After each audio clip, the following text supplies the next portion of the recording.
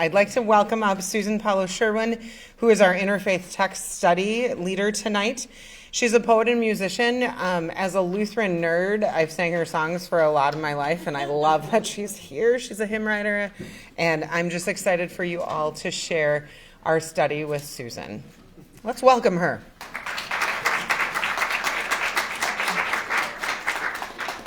Thank you. I'm very grateful to Earl Schwartz for inviting me to do this.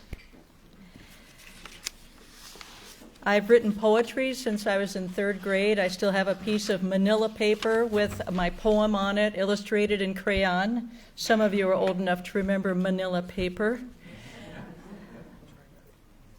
But I've only written hymn texts for the past 30 years. I write secular poetry and other poetry too, and hymns are a very special form of poetry. They're very strict because they're meant to be sung by a community, so they have to be words that sing well, and they have to be words that the community can assent to.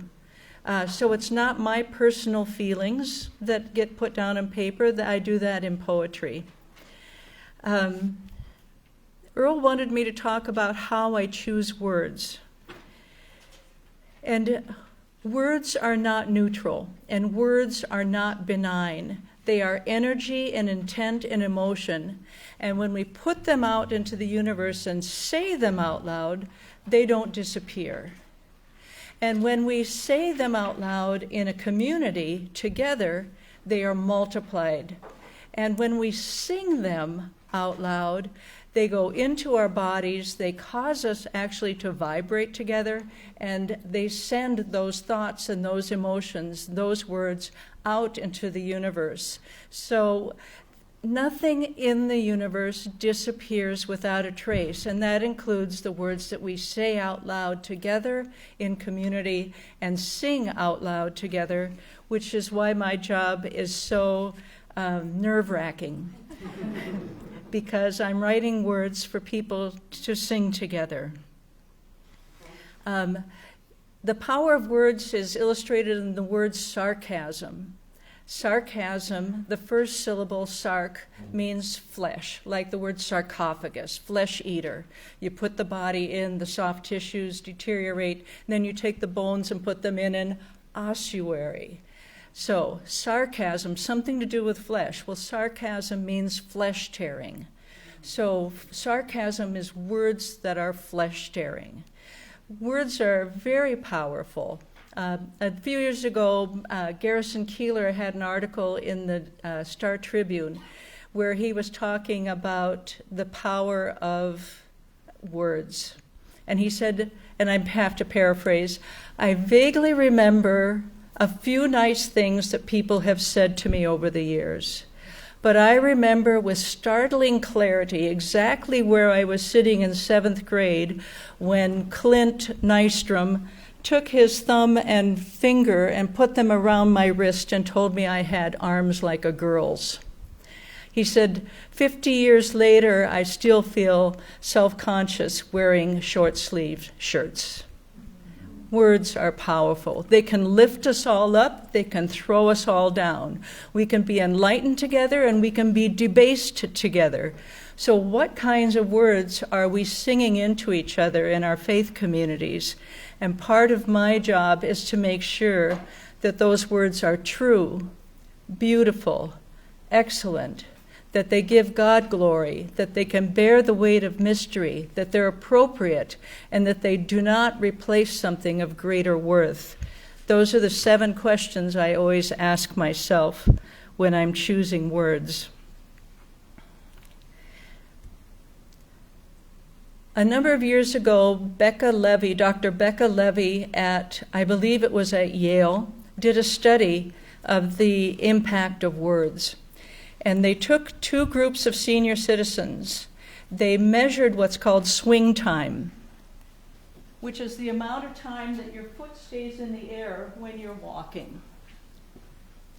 They measured the amount of swing time for each person. Then they showed the 2 different groups a video. They both saw exactly the same video, but one group had words embedded in them, frail, useless, fragile.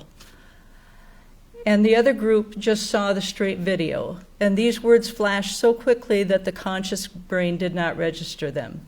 Then they got the people back and measured swing time again, and the group that saw those words had noticeably declined in the amount of swing time of their feet in the air, and some of them had even begun to shuffle. Words are powerful. So what words are we singing into each other? What words are we singing into the universe? Because nothing in this universe disappears without a trace. In the center of our brain, we have the most ancient part of the brain, the limbic system.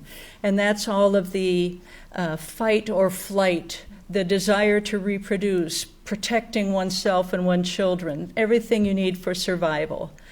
And then up here with our newest part of the brain is this lovely prefrontal cortex that we're still learning how to use, the rational part of the brain, the creative part of the brain. But in between those two is this very interesting part called the cingulate cortex. And in the anterior cingulate cortex, this mediates between raw emotion and intellect, raw instinct and feelings, and the ability to think things out rationally. Well, then in this mediator, the cingulate cortex, there are spindle neurons. They don't exist in any other part of the brain, or they're also called fun economo neurons. And scientists have discovered that that's where empathy resides, in that part of the brain. And if we sing to, meditate on, pray to, believe in an angry, judgmental God, the number of fun economo neurons in that part of the brain decreases.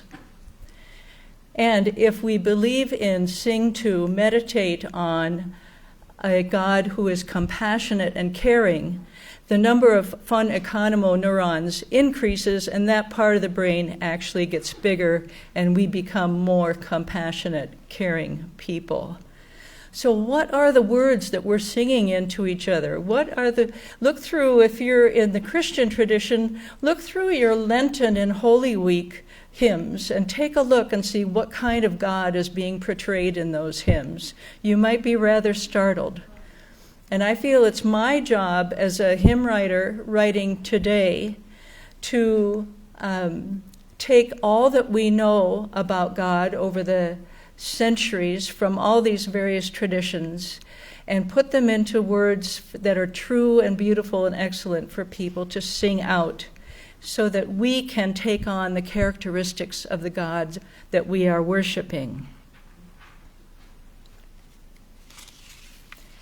So there are words that I will not use when I'm writing a hymn. I never use gendered language for God, ever. It's just too narrow and confining. I don't use gendered language for people in hymns. I have just recently been in conversation with some transgender people and people who have ambiguous gender. And so I will never again use brothers and sisters in a hymn, because I didn't realize I would be leaving somebody out in saying brothers and sisters in a hymn. So we're always evolving, always evolving. There's an old Charles Schulz Peanuts cartoon where Snoopy's sitting up on top of his doghouse typing, and he says, "Beauty tips, beauty is only skin deep." And then he stops and thinks and looks at himself and says, "Beauty is only fur deep." And then in the next day's cartoon, he's writing again, "Beauty tips, beauty is only fur deep." And Woodstock, the little bird, comes walking up to him. And then he changes it to, "Beauty is only feather deep."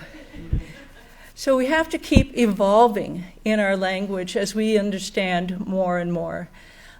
When I was growing up in the Missouri Synod Lutheran Church, our pastor used to preach for close to an hour. And I was so grateful that the hymnals were there, because I spent that hour looking through the hymnal and discovering everything that was in there. I discovered the table of movable feasts and the prayers from the funeral liturgy. And I also discovered this hymn, which was the very last hymn in the hymn book. And I just thought it was the most beautiful hymn I had ever heard. And even now, if I try to sing it, I get an emotional response to it. But I've got to tell you, I can't sing it anymore because I don't believe it's true.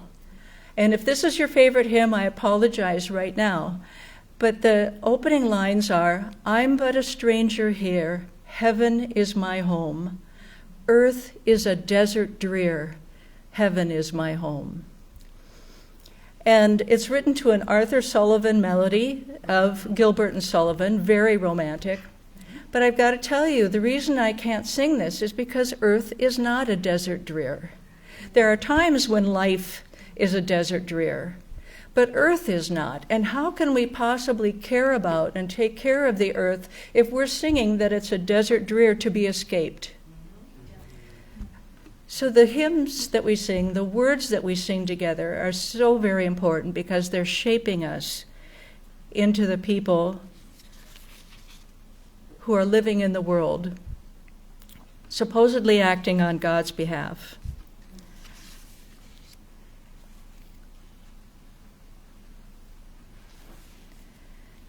I was just reading a lovely book, Braiding Sweetgrass. And I'm not going to be able to tell you the author's name. I'm sorry, it's escaped me. But she was talking, she's a Potawatomi, and she was talking about when, in the Potawatomi language, you don't ask, like as for a tree or fruit, what is this? You ask, who is this? And I thought, oh, wouldn't that change our attitudes toward the living world around us if we thought of every rock as a who, and every flower as a who, and every earthworm as a who, rather than an it. It's like what Martin Buber, the Jewish philosopher, talked about in his book, I and Thou. If we look at everything else as an object, then we think of it as an it. But if we think of it as things that we are in relationship with, it changes from an it to a thou. How different would we be toward our natural world if all through our childhood in our faith communities, if we had been singing of nature as if it were thou instead of it, somehow separate? Nothing in this universe disappears without a trace.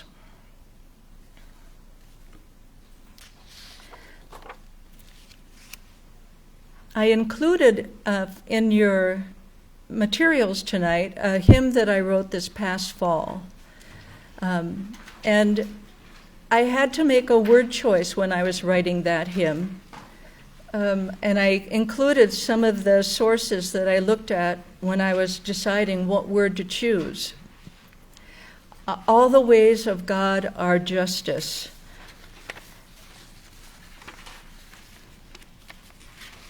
According to some of the translations, I could have written the hymn, all the ways of God are judgment. But I felt that that was not the God that I needed to portray in this text. It was a text that was commissioned to honor a retired Lutheran pastor who was very active in the peace accord talks in Guatemala. And he had been very active in all sorts of social justice issues his whole life. And so to honor him, I had been asked to write a hymn about justice. So even though some of the translators translated this phrase from Deuteronomy 32 as judgment, I leant toward the minority of translators who translated it justice. And so those are the kinds of word choices that I have to make all the time as a poet who's writing poetry for people to sing.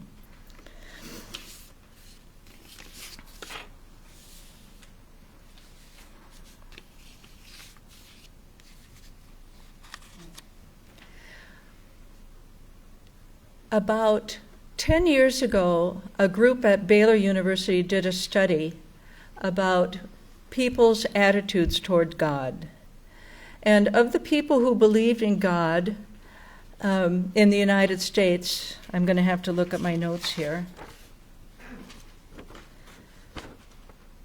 32% believe in an authoritarian, angry God. 16% believe in a judging but not destructive God. 24% believe in a distant, uncaring God. And only 23% believe in a benevolent, compassionate, and caring God. So, what is it that we're singing into ourselves all the time? That these numbers come out this way. And we become the God that we're worshiping. And so, how can we be compassionate, caring people in the world if we're singing about a wrathful God who's just waiting for us to screw up so he can smite us? I mean, there are some hymns we should not be singing anymore.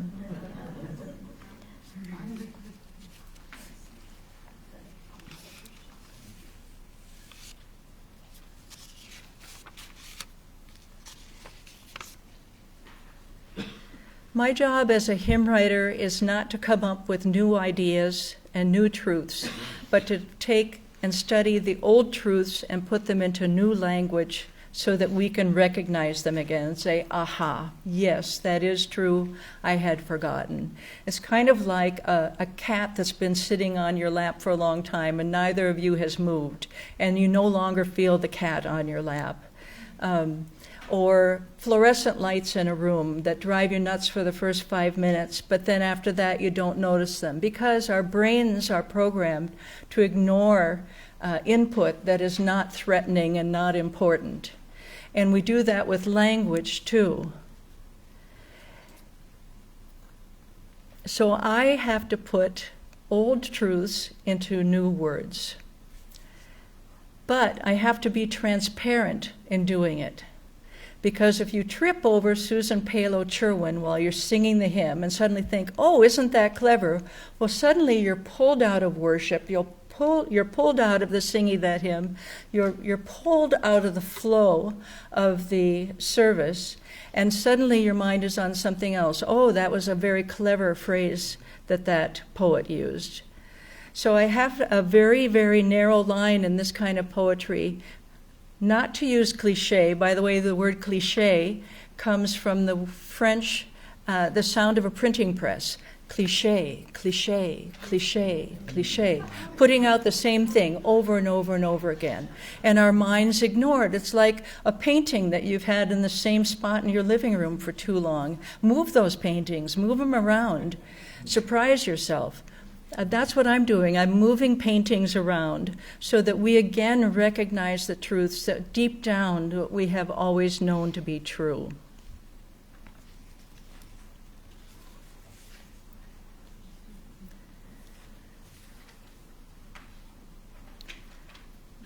What I write has to be good for community. People need to be able to assent to us. I never attempt to make people feel a certain way when I'm writing a text for people to sing and worship. That's not my job. I simply bring people over to the window and say, this is what I see, do you see it too?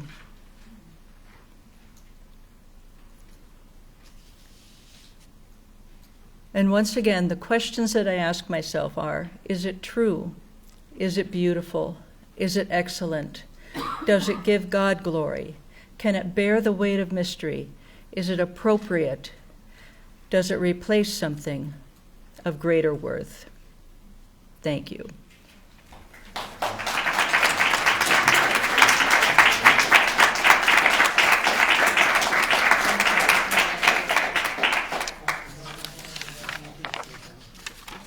We have time for maybe one or two questions. questions if there's any out there. Now I can put on my glasses and see your faces instead of my notes. Oh, way behind you.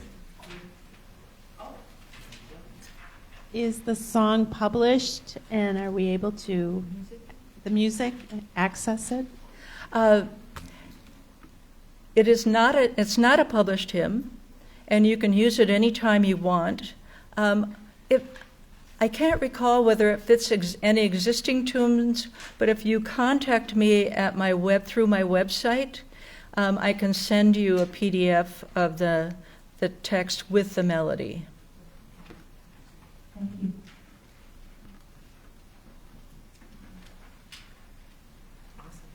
Thank you. Okay. Again, Susan. Yes, thank you.